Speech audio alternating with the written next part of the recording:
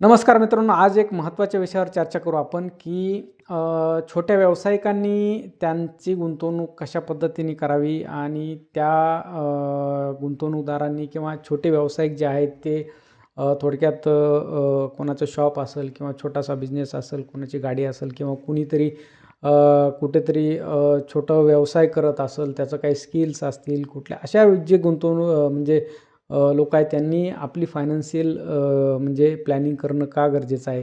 तर महत्त्वाचं एक आहे की व्यवसाय तुमचा आहे, तर तुमचा व्यवसाय कुठला तरी एखादा छोटासा व्यवसाय असेल, परंतु तुम्ही त्या एकाच व्यवसायावर तुमचं उदरनिर्वाह चालत असणार आहे. तर अशा वेळेस तुम्ही तुमची जी इन्व्हेस्टमेंट आहे किंवा तुम्ही जे काही दिवसाला तुम्ही कमवणारे पैसे आहेत, हे थोडे वेगवेगळ्या ॲसेट क्लासमध्ये गुंतवणं गरजेचं आहे. काय होतं की आपला व्यवसाय छोटा असतो, आपलं त्या व्यवसायावरती आपलं उदरनिर्वाह असतो किंवा आपलं त्याच्यातून येणारं उत्पन्नावर आपलं जगणं असतं. परंतु व्यवसाय हा दर 10-5 वर्षानंतर असे व्यवसाय अपडेट होतात किंवा असे प्रत्येक मार्केटनुसार व्यवसाय बदलत राहतात. तर आपला जो व्यवसाय आहे त्याचीसुद्धा काही म्हणजे मर्यादा असतात. आपण एका लेवलपेक्षा जास्त वाढवू शकत नाही किंवा वाढवायचं असेल तरी खर्च वाढतो. तर अशा वेळेस आपण जे काही ते व्यवसायामधून तयार होणारं आपलं भांडवल आहे किंवा व्यवसायामधून तयार होणारं प्रॉफिट आहे किंवा व्यवसायामधून येणारे आपले जे पैसे आहेत, हे आपण जर एक छोटे पैसे जर गुंतवत राहिलो, त्याला वेगवेगळ्या ठिकाणी जर टाकत राहिलो, तर काय होईल तुम्हाला की तुमचा व्यवसाय तो एक तर पक्का राहीलच, पण त्याच्यासोबतच तुमचे आणखीन 4 छोटे इन्व्हेस्टमेंट जे आहेत ते लावलेले, तर ते सुद्धा तुमचे एका लेवलनंतर चांगले वाढू शकतील आणि त्याच्यातून सुद्धा तुम्हाला एक अल्टरनेट म्हणजे एक वेगळा इन्कम तयार होईल आणि त्याचा जो बेनिफिट आहे ते तुमचा म्हणजे व्यवसायाव्यतिरिक्त असेल. तर असे करण्यासाठी आता बरेचसे जण छोटे दुकानदार जे असतात, तर मी ऑब्झर्व करतो किंवा तर काही जण काही पिगमी लावतात किंवा कुठल्यातरी बँकेत ते कोणीतरी येतो आणि तो ₹100 घेऊन जातो रोजचे किंवा ₹200 घेऊन जातो, ₹500 घेऊन जातो आणि अशा पद्धतीने ते म्हणजे तिथं काहीतरी सेव्हिंग करतात.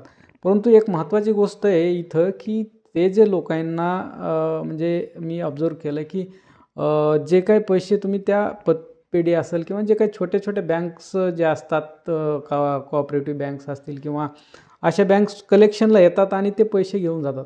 पण तिथे एक महत्त्वाची गोष्ट मला इथं सांगायची, की ती म्हणजे जे काही तुम्ही रोजचे ₹200 जमा करत आहात, महिन्याला ₹6000 जमा करत आहात, तर त्याला तुम्हाला वर्षाकाठी इंटरेस्ट किती मिळतो हा फार महत्त्वाचा विषय आहे.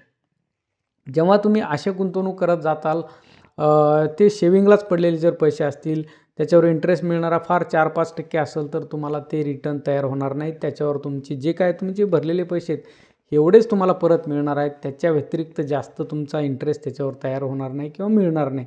तर अशा वेळेस तुम्ही म्हणजे तुम्हाला एक लाँग टर्म इन्व्हेस्टमेंट तुमची जर अशा पद्धतीची जर असेल, तर तुम्ही त्याच्यात नक्कीच काही इक्विटी म्युच्युअल फंड्स जे आहेत किंवा जे काही म्युच्युअल फंड्स आहेत, त्याच्यामध्ये तुम्ही जर SIP चालू केली, म्हणजे रोजची तुम्ही डेली SIPसुद्धा चालू करू शकता. त्याच्यामध्ये बऱ्याचशा लोकांना तुम्हाला रोजची ₹100 जरी SIP चालू केली तुम्ही, त्याच्यात रोजचे तुमचे ₹100 डेबिट होत राहतील. हळूहळू ते पैसे तुमचे फंडमध्ये अलोकेट होतील. तुम्हाला NAV मिळेल. त्याचे तुमचे रोजचे पैसे टाकलेले ते तुमचे एक NAV अलोकेट होईल तुम्हाला आणि महिन्याला जे काय तुमचे पैसे त्याच्यात जाणार आहेत, तर त्याच्यामधून तुम्हाला हळूहळू एक इक्विटीचा एक एक्सपोजर तर मिळेल तुम्हाला. स्टॉक मार्केटमध्ये पैसे गेल्याचा एक तुम्हाला एक वेगळा ॲडव्हांटेज किंवा त्याचे जे काही येणारे रिटर्न आहेत ते तर मिळतीलच, सोबत तुमची सेव्हिंगसुद्धा होईल. आणि हे जे पैसे तुम्हाला तुम्ही जर ओपन एंडेड फंडमध्ये टाकले, तर ते तुम्हाला जेव्हा पाहिजे तेव्हा मिळूही शकतात. परंतु शक्यतो ही जर लाँग टर्म राहिले, तर तुम्हाला याच्यात कंपाऊंडिंगचा बेनिफिट मिळेल. हळूहळू हे पैसे तुमचे मोठे होत जातील. शक्यतो आपण अशा पिग्मी किंवा ज्या छोट्या बँकेत पैसे टाकतो, हे 4-6 महिने, वर्षानंतर पैसे काढून घेतो आणि परत त्याला झिरो करतो. तर असं न करता तुम्ही जेव्हा ह्या फंडमध्ये, म्युच्युअल फंडमध्ये पैसे टाकताल, तर तेव्हा तुम्हाला जे पैसे तुमचे आज गेलेले आहेत, ते महिनाभरापर्यंत गेलेले आहेत किंवा जे पैसे हळूहळू जाणार आहेत, हे पैसे तुमचे वाढीला लागतील. हळूहळू त्या पैशावर तुम्हाला कंपाऊंड इंटरेस्ट तयार होईल. म्हणजे आज तुम्ही महिन्याला म्हणजे रोजचे जरी ₹200 चे जरी अमाऊंट टाकली तरी महिन्याला 6,000ची होते. म्हणजे वर्षकाठी तुम्हाला जवळजवळ ते ₹80,000 72,000 तुमचे जमा होतील. त्याच्यावर इंटरेस्ट तयार होईल आणि जसं तुमचे मार्केटचे रिटर्न्स आहेत तसं ते पैसे सुद्धा तुमचे वाढतील. 4-5 वर्षानंतर तुम्हाला याचा म्हणजे एक चांगला रिझल्ट येईल. तुम्हाला एक चांगला मोठा कार्पस तयार होईल आणि याचा तुम्हाला भविष्यामध्ये तुमचं एक्सपान्शन असेल, बिझनेस मोठा करायचा असेल किंवा कुठलेही तुमचे फायनान्शियल नीड्स असतील त्यासाठी हे तुम्हाला पैसे नक्कीच वापरता येतील. तर नक्की विचार करा. आपण म्हणजे आतापर्यंत कन्व्हेन्शनल किंवा जे पारंपरिक सेविंग करत चाललेलो आहोत किंवा करत होतो त्यापेक्षा अशा पद्धतीने स्मार्ट एक हुशारीने जर तुम्ही इन्व्हेस्टमेंट करण्याचा प्रयत्न केला तर तुमचं याच्यामध्ये नक्कीच फायदा होईल किंवा तुम्हाला एक चांगल्या पद्धतीनं तुमचं जे पैसे आहेत हे चांगले वाढायला लागतील आणि चांगले वाढल्यामुळे तुम्हाला एक त्याचा चांगला बेनिफिट होईल.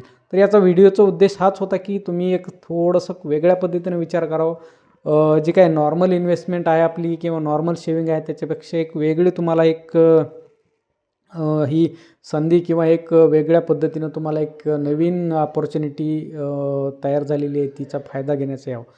तर या व्हिडिओचा उद्देश परत तुम्हाला एकच आहे की आपण एक फायनान्शियली लिटरेट होऊन अशा पद्धतीने जर इन्व्हेस्टमेंट केली तर आपल्याला नक्कीच याचा फायदा होईल. थँक्यू.